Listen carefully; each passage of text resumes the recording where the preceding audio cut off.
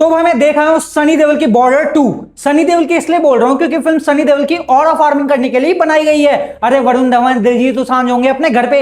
ये सनी देओल की मूवी है तो उनके अलावा सारे साइड कैरेक्टर्स ही हैं। सनी देओल को साउथ की फिल्में देख देख के गदर 2 से जो ऑरा फार्मिंग का चस्का लगा था ना, वो जाट से होते हुए बॉर्डर 2 में भी बरकरार है। और तुम सोच रहे हो कि मैं आहान शेट्टी के बारे में कुछ क्यों नहीं बोल रहा? अबे क्योंकि मेकर्स ने ही जब उस पर ध्यान नहीं दिया तो मैं क्यों दूं?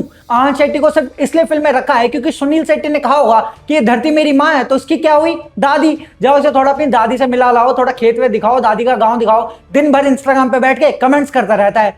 तो फिल्म 1971 के वॉर पे ही बेस्ड है, बट इस बार एरिया राजस्थान नहीं है बल्कि जम्मू और कश्मीर है। भाई पहले 21 और अब ये। पाकिस्तानियों को भी लग रहा हो कि उनकी किताबों में जो लिखा है ना कि वो इंडिया से बाकी की सारी जंगें जीत चुके हैं, वो सच है। तभी तो हिंदुस्तानी सिर्फ 1971 पे वॉर फिल्में बनाते रहते हैं। अब जैसे कि ट्रेलर में दिखाया था कि वरुण धवन और सनी देओल आर्मी से हैं, दिलजीत दोसांझ एयरफोर्स और आहान शेट्टी नेवी से, और ये सब ट्रेनिंग के लिए इंडियन वॉर अकेडमी में मिलते हैं, जहां दिलजीत और आहान तो पहले से ही दोस्त होते हैं और दिलजीत को लगता है कि वो बेस्ट है, लेकिन वरुण जो कि एक मिस्टीरियस, सीरियस, नो नॉनसेंस, अकेले रहने वाला बंदा है, उसे रेस में हरा देता है। फिर उनमें होती है नोक झोंक, बहस, लड़ाई, और फिर तीनों आपस में पक्के दोस्त बन जाते हैं। भाई कुछ सुनी सुनी सी नहीं लग रही तुम्हें ये स्टोरी?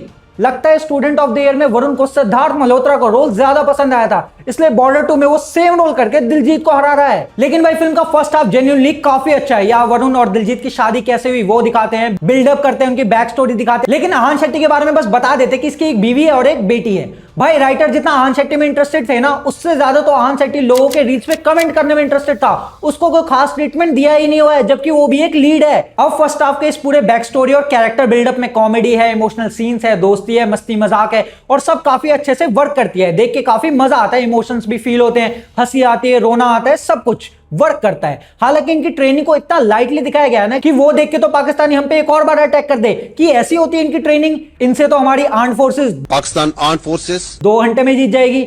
अब एक्टिंग की बात करें तो आहान शेट्टी बस फिल्म में है, उसे देख के लगता है कि वो अपने डायलॉग रट के बोलने में इतना फोकस था ना कि चेहरे पे एक्सप्रेशन लाना ही भूल गया। इसको सच में लगता है कि धरती इसकी दादी और हम सब इसकी दादी के गांव वाले, कि कुछ भी करेगा हम माफ कर देंगे।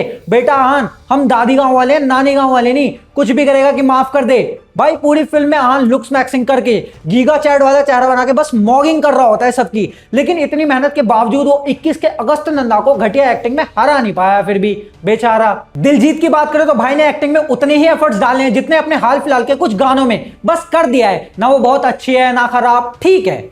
अब ओवर एक्टिंग की बात करें तो भाई वरुण धवन, एक तो उसका जो ये मीम वायरल हुआ है ना, उसकी वजह से जब जब ये स्क्रीन पे आता था मुझे हंसी आ जाती थी, क्योंकि पूरी फिल्म में ऐसा लग रहा है कि वो अपनी तिरछी वाली हंसी ना जबरदस्ती रोक के बैठा है और बस किसी भी पल ये निकल जाएगी।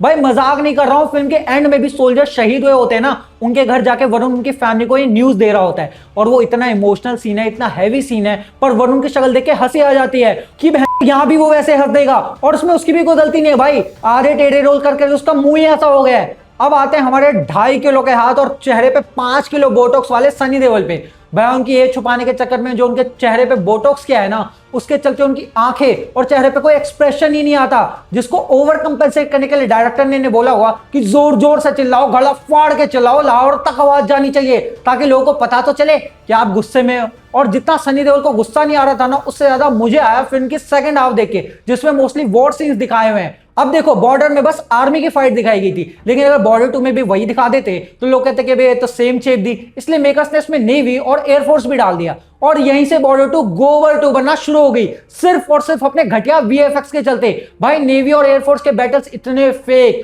इतने वियर्ड, इतने नकली खिलौने जैसे लगते हैं ना कि वॉर कम वॉर की पैरोडी ज्यादा लगती है। वो जो नागिन सीरियल आता था ना, उसका वीएफएक्स भी इससे अच्छा था। बॉर्डर फिल्म में सनी देओल ने जमीन से जैकी श्रॉफ को थम्स अप दिखाया था, जिसको लोगों को काफी ट्रोल किया गया था। लेकिन भाई यहां जब तुम जेट से दिलजीत की डॉग फाइट और आहान शेट्टी की घायल होने पर शक्ति मां शक्ति बोलना देखोगे ना, तो इतना क्रिंज होगा कि एक पल को तुम पाकिस्तानियों की साइड चले जाओगे, क्या मारो इसको तो मार दो। इससे अच्छा तो नेवी और एयरफोर्स का बजट काट के बस आर्मी की लड़ाई के वीएफएक्स पर लगा देते। ब्लास्ट वगैरह तो छोड़ो, बंदूक के जो फ्लैश निकलती है ना, वो तक ढंग से नहीं बना पाए लोग। वॉर में सोल्जर्स मर रहे होते, लेकिन घटिया वीएफएक्स की वजह से कुछ इमोशंस फील ही नहीं होते, क्योंकि सब इतना नकली लग रहा होता कि बिल्कुल भी इमर्स उसमें हो ही नहीं पाते। और साथ ही आहान शेट्टी का बजट भी काट के वीएफएक्स में ही लगा देना चाहिए था, क्योंकि उनका कुछ खास योगदान तो है नहीं फिल्म में, और उनका स्क्रीन टाइम सनी देओल खुशी खुशी ले लेते।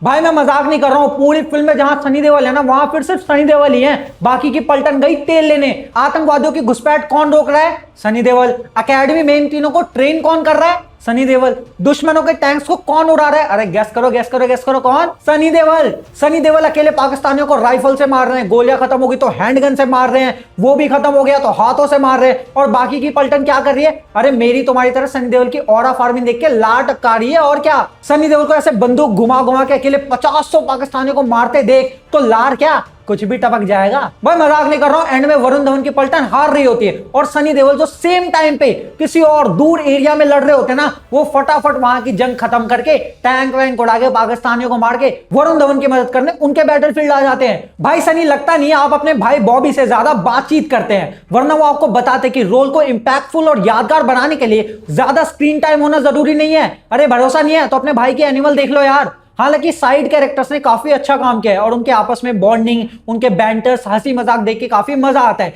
And a big shout out to Paramvir Cheema, जिनको आपने सपने वर्सेस एवरीवन और ब्लैक वॉरेंट में देखा होगा। क्या बढ़िया एक्टिंग की है भाई ने। इसी के साथ बॉर्डर 1 की सबसे मेमोरेबल चीज क्या थी? उसके गाने आज भी लोगों को रटे हुए हैं और जैसे ही कहीं भी बजते हैं अंदर देशभक्ति की भावना जाग जाती है।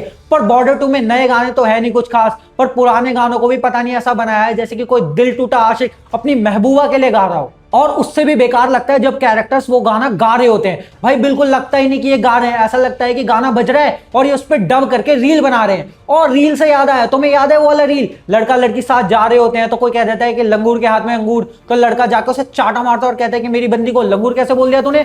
वो सेम टू सेम फिल्म में कॉपी कर रखा है। एक तो मुझे समझ नहीं आता बॉलीवुड वालों को ये क्यों लगता है कि जो मीम हमने ऑलरेडी 1570 बार देख रखा है वो एक बार फिर बड़े पर्दे पर देख देंगे तो हम पागल हो जाएंगे। मेरे ख्याल से बॉलीवुड बस ये कहना चाहती है कि तुम बोलते रहते हो ना कि बॉलीवुड हमारी सुनता नहीं है सुनता नहीं, ये लो सुन ली, जाओ खुश रहो गरीबो, ऐश करो, यही डिजर्व करते हो तुम, यही वाली कॉमेडी। तो भाई ओवरऑल फिल्म की स्क्रिप्ट काफी बढ़िया थी, लेकिन बेकार गाने, एवरेज एक्टिंग और घटिया वीएफएक्स के चलते ये फिल्म जो बहुत अच्छी हो सकती थी वो एवरेज होके रहेगी। तो अब लॉन्ग वीकेंड है, करने को कुछ है नहीं, आहान शेट्टी ने तुम्हारी रील पे कमेंट भी कर दिया है तो जा सकते हो ये फिल्म देखने। लेकिन ये देख के देश पे गर्व होने से ज्यादा तुम्हें ये फील होगा कि हम कितने पीछे जाते जा रहे हैं और आज भी हमारे film makers world class cinema बनाने की जगह बस नॉस्टैल्जिया बेटिंग करके पैसा कमाने में ज्यादा इंटरेस्टेड है।